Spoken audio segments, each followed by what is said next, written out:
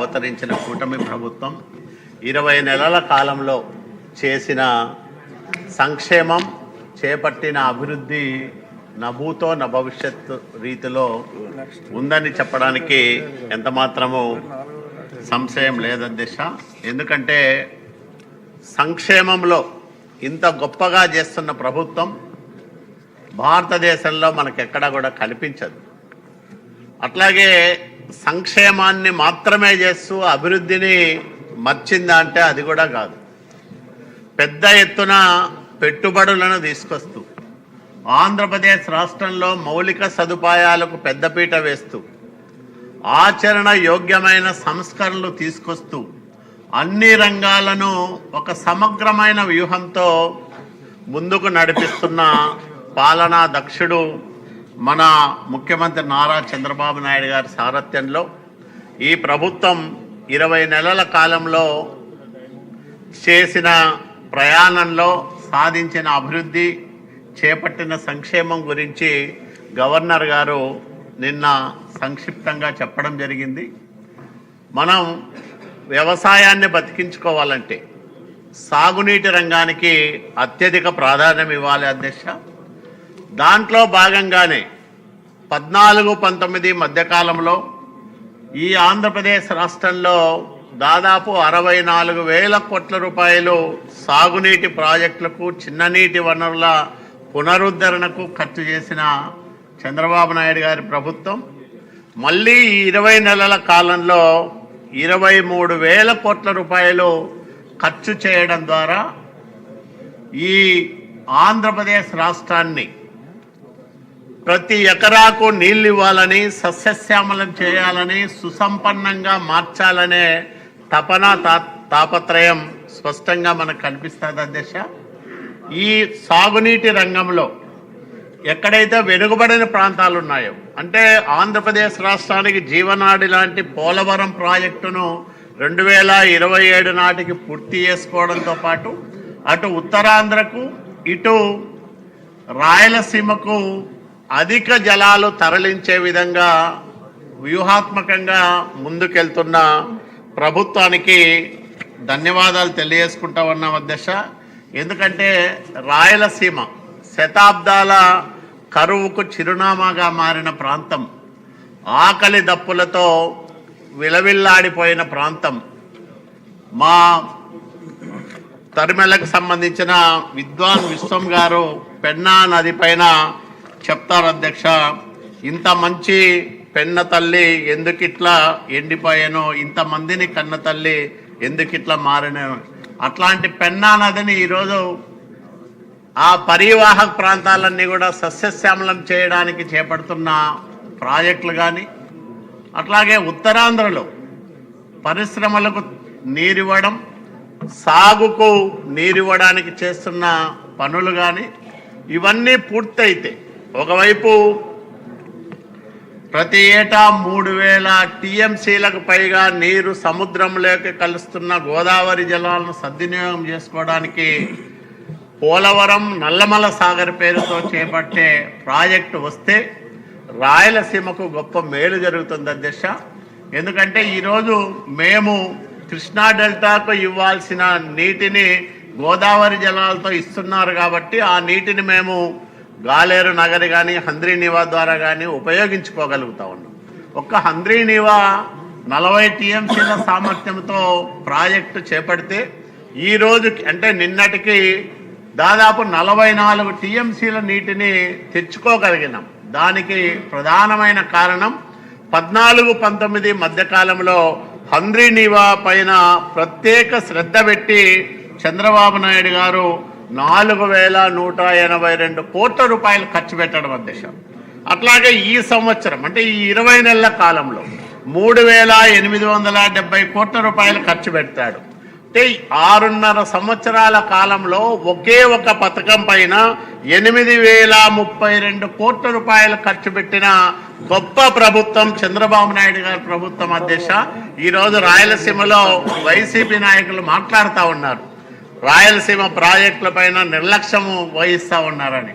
ఒక్క ప్రాజెక్టు పైనే 8,052 కోట్లు ఖర్చు పెట్టాం అధ్యక్ష. అట్లాగే రాయలసీమ మొత్తం ప్రాజెక్టుల పైన 14-19 మధ్య కాలంలో 14,191 కోట్లు ఖర్చు పెడితే ఈ 20 నెలల కాలంలో 8,000 కోట్లు ఖర్చు పెట్టాం అధ్యక్ష. మొత్తం మీద 6.5 సంవత్సరాల కాలంలో 22,191 కోట్లు ఖర్చు పెడితే జగన్మోహన్ రెడ్డి తన 5 సంవత్సరాల పరిపాలనలో కేవలం 2,010 కోట్లు ఖర్చు పెట్టాడు అధ్యక్ష. ఈరోజు వాళ్ళు చంద్రబాబు నాయుడు గారు రాయలసీమకు అన్యాయం చేశాడంటారు. 20,000 కోట్ల రూపాయలు ఖర్చు పెట్టిన చంద్రబాబు నాయుడు గారు రాయలసీమ బిడ్డన 2,000 కోట్లు ఖర్చు పెట్టి అది కూడా హంద్రీ నీవా లాంటి అత్యంత ప్రధానమైన ప్రాజెక్టుకు కరెంటు బిల్లులు కూడా కట్టకుండా జరుగుతున్న వెడల్పు పనులను ఆపేసి మరింత వెడల్పు చేస్తానని నమ్మించి 5 సంవత్సరాల నయవంచనకు గురి చేసిన జగన్మోహన్ రెడ్డి రాయలసీమ బిడ్డన ఆలోచన చేసుకోమని నేను రాయలసీమ వాసులకు ఈ పవిత్రమైన సభ ద్వారా విజ్ఞప్తి చేస్తా ఉన్నాను అధ్యక్ష. ఎందుకంటే ఎవరైతే రాయలసీమ ప్రయోజనాల కోసం పాటుపడుతున్నారో, రాయలసీమ శతాబ్దాల కరువుకు శాశ్వతంగా చరమగీతం పాడాలని అనునిత్యం తాపత్రయపడతా ఉన్నారో, ఆ రకమైన అద్భుతమైన కార్యక్రమాలు చేస్తా ఉన్నారో వాళ్లే రాయలసీమకు నిజమైన మేలు చేసే నాయకులు అవుతారు తప్ప రాయలసీమ పేరు చెప్పి దశాబ్దాల కాలంగా రాయలసీమ దారిద్ర్యాన్ని, వెనుకబాటుతనాన్ని, ఆకలిని, ఆవేదన్ని ఓట్ల రూపంలోకి మార్చుకొని రాజకీయ పబ్బం గడుపుకొని మళ్ళా ఈరోజు తగుదనమ్మ అంటూ పోతిరెడ్డిపాడుకు సందర్శన పెట్టి రాయలసీమ ప్రజలను మళ్ళీ మభ్యపెట్టే ప్రయత్నం చేస్తున్న వైసీపీ నయవంచకుల పట్ల అప్రమత్తంగా ఉండాలని ఈ వేదిక ద్వారా, ఈ పవిత్రమైన శాసనసభ వేదిక ద్వారా నేను రాయలసీమ వాసులందరికీ కూడా విజ్ఞప్తి చేస్తా ఉన్నాను అధ్యక్ష. ఎందుకంటే ఈరోజు ఒక గొప్ప కార్యక్రమాలు జరుగుతూ ఉన్నాయి. ఉమ్మడి అనంతపురం జిల్లా మేము తీసుకొచ్చిన 44 టీఎంసీల నీటితో అన్ని చెరువులు నింపుకుంటా ఉన్నాం. సత్యసాయి జిల్లాలో, అనంతపురం జిల్లాలో ఈరోజు 156 చెరువులు నీళ్లతో కలకల్లాడుతూ ఉన్నాయి. ఈ వేసవి కాలంలో కూడా, మేలో కూడా మనం చెరువుల్లో నీళ్లు చూడగలుగుతా ఉన్నామంటే అది చంద్రబాబు నాయుడు గారు ముందు చూపుకు నిదర్శనం అని కూడా ఈ సందర్భంగా నేను మనవి చేస్తా ఉన్నాను అధ్యక్ష. అదే కాకుండా ఈరోజు పూర్వోదయ పథకం కింద దాదాపు 30,000 కోట్ల రూపాయలు హార్టికల్చర్ అభివృద్ధికి ఖర్చు చేయాలా రానున్న 5-6 సంవత్సరాల కాలంలోనే ఒక బృహత్తర ప్రణాళికకు శ్రీకారం చుడుతా ఉంది కూటమి ప్రభుత్వం, కేంద్ర ప్రభుత్వ ఆశీస్సులతో. కేంద్ర ఆర్థిక శాఖ మంత్రి నిర్మలా సీతారామన్ గారిని 2 రోజుల కిందటే మన ముఖ్యమంత్రి గారు కలిసి ఈ విషయం పైన చర్చించినప్పుడు స్పష్టత వచ్చిందని కూడా నిన్ననే మన సమావేశంలో ముఖ్యమంత్రి గారు చెప్పడం జరిగింది. ఆ 30,000 కోట్ల రూపాయలు పండ్ల తోటల అభివృద్ధికి ఖర్చు చేయగలిగితే దాంతోపాటు ప్రైవేటు రంగంలో దాదాపు 70,000 కోట్ల రూపాయల పెట్టుబడులు తీసుకురావాలనే ఒక కార్యాచరణకు శ్రీకారం చుట్టే విధంగా ఆలోచనలు సాగుతున్నాయంటే 1,00,000 కోట్ల రూపాయలు ఒక్క రాయలసీమ జిల్లాల్లోనే రానున్న 5-6 సంవత్సరాలు లేదా రానున్న దశాబ్ద కాలంలో పెట్టుబడుల రూపంలో, అట్లాగే మౌలిక సదుపాయాలు కల్పించడానికి, పండ్ల తోటలను అభివృద్ధి చేయడానికి ఖర్చు చేసే విధంగా ఈ ప్రభుత్వం ముందుకెళ్తా ఉంది అధ్యక్ష. ఇంతకంటే ఏమి కావాలని నేను అడుగుతా ఉన్నాం. ఎప్పుడు చూడని అభివృద్ధి, ఎప్పుడు జరగని కార్యక్రమాలు కూటమి నాయకత్వంలో ఈరోజు జరుగుతూ ఉన్నాయి అధ్యక్ష. దాశరథి గారు ఒక మాట చెప్తారు అధ్యక్ష, అన్నార్తులు అనాథలుండని నవ యుగం ఎన్నడో అని, అట్లాగే కరువంటూ కాటకమంటూ కనిపించని కాలాలెన్నడో అని. ఆయన ప్రశ్నలకు సమాధానాలుగా ఈరోజు చంద్రబాబు నాయుడు గారు చేస్తున్న కార్యక్రమాలు రాయలసీమను శాశ్వతంగా కరువు నుంచి విముక్తం చేయడానికి, సస్యశ్యామలం చేయడానికి, పారిశ్రామికంగా అభివృద్ధి చేయడానికి తీసుకుంటున్న చర్యలు నభూతో నభవిష్యత్తు రీతిలో ఉన్నాయి అధ్యక్ష. ఆ రకంగా ఈ ప్రభుత్వం రాయలసీమను అన్ని రంగాల్లో ముందుకు తీసుకెళ్లడానికి సాగిస్తున్న ప్రయత్నాలను ప్రతి రాయలసీమ వాసులు కూడా అభినందిస్తా ఉన్నారు. అట్లాగే ఈ ప్రభుత్వానికి అండగా నిలబడతా ఉన్నారు. మనం చూసాం, రాయలసీమ పేరు చెప్పి 2019 ఎన్నికల్లో విపరీతంగా ఓట్లేయించుకొని సీట్లు తెచ్చుకొని తెలుగుదేశం పార్టీని కేవలం 3 సీట్లకే పరిమితం చేశారు ఆ రోజు ఆ ప్రాంతంలో. కానీ 5 సంవత్సరాల జగన్మోహన్ రెడ్డి అరాచక పరిపాలన చూసిన తర్వాత రాయలసీమ భవిష్యత్తు ఏమైపోతుందో అనే ఆందోళనతో ప్రజలందరూ కూడా ఏకపక్షంగా కూటమికి పట్టం కట్టిన విధానాన్ని మనం కల్లారా చూసాం అధ్యక్ష. కాబట్టి ఈరోజు ఒక రాయలసీమనే కాదు, ఉత్తరాంధ్ర, కోస్తాంధ్ర అన్ని ప్రాంతాల సమగ్రాభివృద్ధికి రాయలసీమలో ఈరోజు కొప్పర్తి కానీ, ఓర్వకల్లు కానీ పారిశ్రామిక వాడలు అభివృద్ధి చెందుతా ఉన్నాయంటే కేంద్ర ప్రభుత్వ సహకారం, నరేంద్ర మోడీ గారి ఆశీస్సులు, అట్లాగే ఈ రాష్ట్రంలో బలమైన నాయకత్వం, చంద్రబాబు నాయుడు గారి పరిపాలన అనుభవం, పవన్ కళ్యాణ్ గారు సంపూర్ణమైన మద్దతు, మా యువ నాయకుడు నారా లోకేష్ బాబు గారి స్పీడ్ ఆఫ్ డూయింగ్ బిజినెస్, సాంకేతిక పరిజ్ఞానం, ఈ 3 మేళవింపుగానే ఈ రాష్ట్రం అన్ని రంగాల్లో అద్భుతంగా ముందుకు సాగుతూ ఉన్న విషయాన్ని మీ అందరికీ నేను మనవి చేస్తూ ఉన్న అధ్యక్ష. ఎందుకంటే రాయలసీమలో చాలా సంవత్సరాలు ఓట్ల కోసం రాజకీయాలు చేసిన పార్టీలను చూసాం, కుటుంబాలను చూసాం, వ్యక్తులను చూసాం. కానీ ప్రజల కోసం, ఆ ప్రాంత భవిష్యత్తు కోసం ఈరోజు పరిపాలన సాగిస్తున్న చంద్రబాబు నాయుడు గారిని చూస్తూ ఉన్నాం. దానికనే చంద్రబాబు నాయుడు గారి పాలనలోనే అత్యంత కరువు పీడిత రాయలసీమ ఉజ్వల భవిష్యత్తు దిశగా తన ప్రస్థానాన్ని సాగిస్తూ ఉంది అనే విషయాన్ని మీ అందరికీ నేను మనవి చేసుకుంటా ఉన్నా. ఒక సాగునీటి రంగంలోనే కాదు, ఈరోజు మనం చూసాం వ్యవసాయానికి గిట్టుబాటు ధరలు లేకపోతే ధాన్యం పెద్ద ఎత్తున కొని ప్రభుత్వమే కొని మరి 24 గంటలు లేదా 30 గంటలు ముగిసే లోపే రైతుల ఖాతాల్లో జమ చేసిన గొప్ప ప్రభుత్వం ఇది. నా దగ్గర రాయదుర్గం నియోజకవర్గంలో ఒక్క ఈ ఏడాదిలోనే 25,000 మెట్రిక్ టన్నుల ధాన్యాన్ని ప్రభుత్వం ధాన్యం సేకరణ కేంద్రాల ద్వారా మరి కొనుగోలు చేసింది అధ్యక్ష. ఇలాంటి అనేక కార్యక్రమాలు ఈరోజు 2014-19 మధ్యకాలంలో ఆగిపోయిన అనేక కార్యక్రమాలు మళ్ళా ప్రారంభమయ్యాయి. మాకు కళ్యాణదుర్గం, రాయదుర్గం 2 నియోజకవర్గాలకు అత్యంత ప్రధానమైన జీడిపల్లి భైరవాంతిప్ప ప్రాజెక్టు పనులు మా కళ్యాణదుర్గం ఎమ్మెల్యే సురేంద్రబాబు గారి నాయకత్వంలో వేగంగా సాగుతూ ఉన్నాయి. అట్లాగే పరిటాల రవీంద్ర గారి కలల పంట అయిన జీడిపల్లి పేరూరు ప్రాజెక్టు మొన్ననే పరిటాల సునీతమ్మ గారు మళ్ళా పునఃప్రారంభం చేశారు. అత్యంత వెనుకబడిన ప్రాంతాలు, తాగునీటికి కూడా అవకాశాలు లేని ప్రాంతాలు, 170 మంది వలసలు పోయే ప్రాంతాలు, ఇట్లాంటి ప్రాంతాలు మడకసిర బ్రాంచ్ కెనాల్ కానీ, ఈరోజు పుంగనూరు మదనపల్లి బ్రాంచ్ కెనాల్ కానీ, ఇవన్నీ కూడా శరవేగంగా పనులు సాగుతున్న పథకాలు. మరి ఇంత పెద్ద ఎత్తున కార్యక్రమాలు చేస్తా ఉన్న ముఖ్యమంత్రి గారికి ప్రజల పక్షాన మనస్ఫూర్తిగా కృతజ్ఞతలు తెలియజేసుకుంటూ, ఎందుకంటే రాయలసీమ స్థితిని గతిని మార్చే 3 ప్రాజెక్టులు తెలుగుదేశం పార్టీ ద్వారానే ఊపిరి వస్తున్నాయి. తెలుగు గంగ అనే రూపంలో ఆ ప్రాజెక్టును మహనీయుడు ఎన్టీ రామారావు గారు మద్రాసుకు నీళ్లు ఇచ్చే పేరుతో ప్రారంభం చేయకపోయి ఉంటే రాయలసీమ ఈ రకంగా ఉండేది కాదు అధ్యక్ష. ఈరోజు రాయలసీమకు నీళ్లు వస్తున్నాయంటే తెలుగు గంగ ద్వారా వస్తున్నాయి.